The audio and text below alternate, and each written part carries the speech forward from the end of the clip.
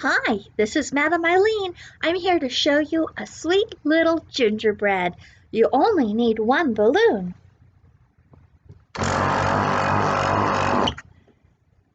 Inflate it. We're not going to do a lot of twisting, so long tail is good. Oh, when you inflate a balloon for the first time, one of the secrets to balloon twisting is let a pinch of air out. Just a little pinch makes it soft. Soft balloons do not pop. I know that there's a lot of beginning balloons out there, balloon twisting videos, but I don't think all of them show about letting air out of the balloon. If you just inflate a balloon and just start twisting, it could pop on you. And actually, there are some brands of balloons that they'll pop easy on you unless you do this one trick. You need to take your balloon, pull and stretch it. And then you can inflate and make your balloon animal. If you don't pull and stretch, if you inflate it and start twisting, it'll just pop. But that's some brands. The brand of balloon I use is called Qualitex. I don't have to do that with Qualitex. It's a very strong balloon. So anyways, back to our gingerbread. I did it without even explaining it. But I twisted a bubble, and then I twisted a second bubble, and I took the nozzle, wrapped the nozzle around that second bubble, and then I took the nozzle and popped it through and in between. What that does is creates a lock twist, and it keeps it from unwinding, just like that. Now you want to do 2 pinch twists. Now pinch twist is you're going to isolate a bubble, twist it. Now did you know these bubbles can be hard or soft? I'll show you the difference. This is a pretty firm bubble. There's not much squish to it. I'm going to untwist. Now, if I push down just a little bit on this section of balloon before I do my pinch and twist, when I let go, I try to squeeze it, it squeezes more. That's what's called a soft bubble. So if you want a really soft bubble, mash that balloon down before you twist it. And when you let go, soft bubble. But if you want a firm pinch twist, you just twist, and that gives you a hard bubble. And hard bubbles will make hard pinch twist. Soft bubbles will make a soft pinch twist. This is why it's called pinch twist. You trap it in the middle, like this. And then I pull it up, and I twist. Pull, twist. That's why most people call this the pull twist. This shape's often used for a bear's ear, so some people call it the ear twist. We're going to do 2 of them, so that was 1. Try to make the bubble the same size, and your pinch twist will be the same size.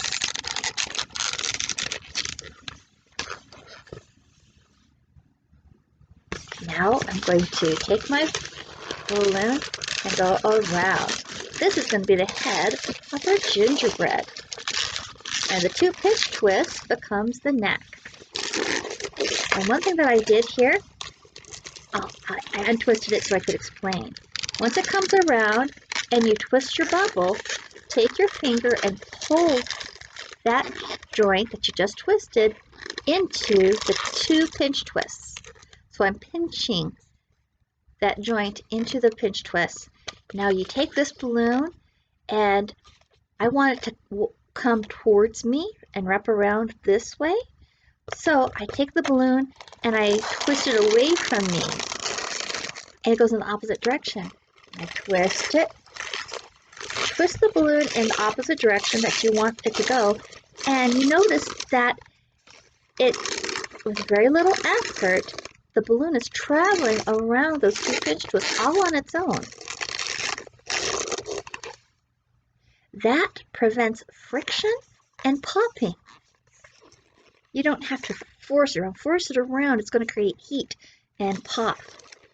But twisting it will allow it to take a walk around. And after you've done it at least twice, I pull the pinch twist apart and I walk that balloon up to the center area, like this. Now, we're running out of balloons, but that's okay. His body's short, this one.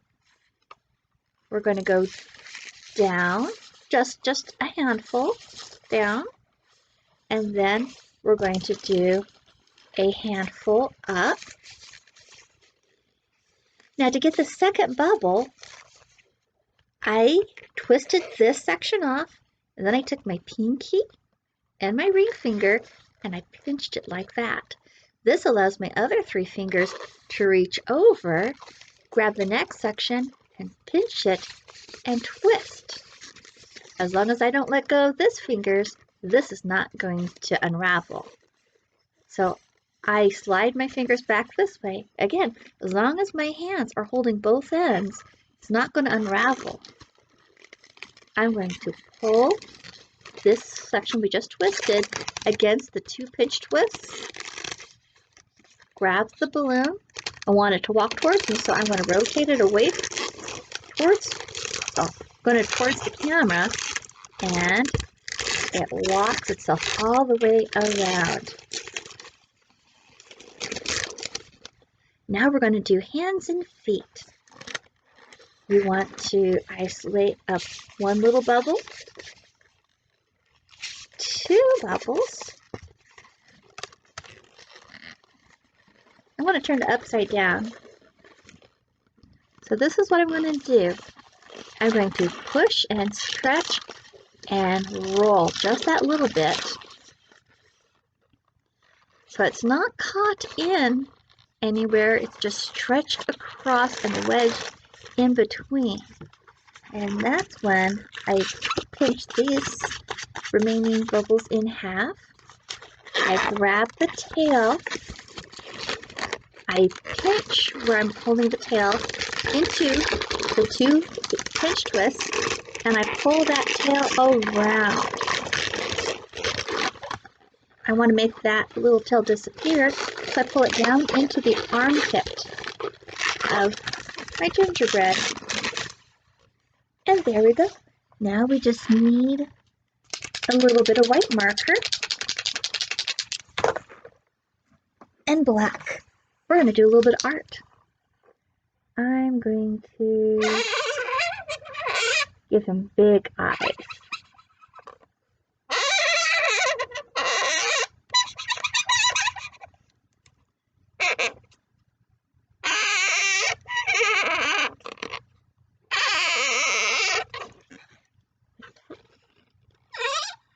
If you do not have a paint marker, that's okay.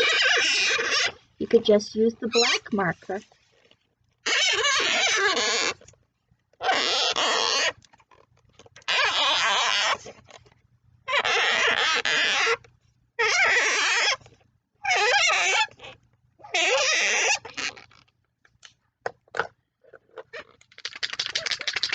Now the white paint marker. Test it on a piece of colored paper. Yep, it's still active. It's safe to paint on top of the black marker, but some of the black paint may rub off on your tip. Just rub it on a piece of paper, clear that gray off, reset it.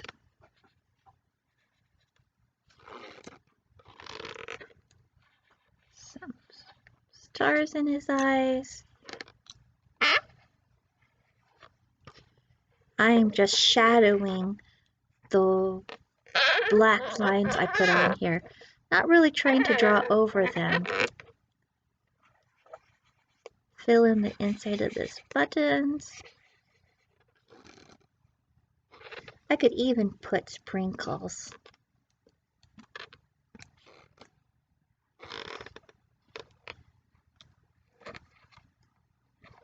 I could make the white on the eyes a bit bigger and put a little tiny shine on the bottom corner.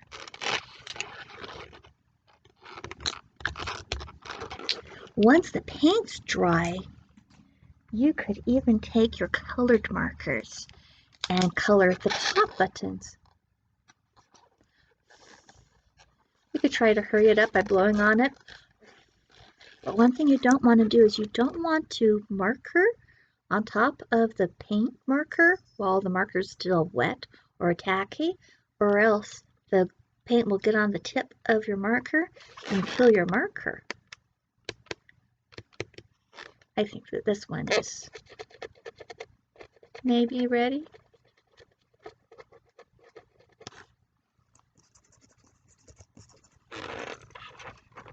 Barely ready. It's still a little tacky.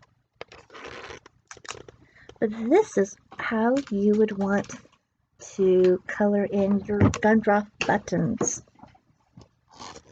You wait for the paint to be dry, and then you color on top of the white marker. So that's red, there's orange.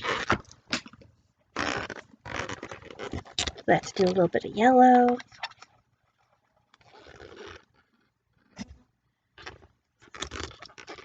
This is our gingerbread boy. Hi, hi, hi, hi, hi. Howdy, howdy, howdy, howdy, howdy. Have a wonderful night. Merry Christmas.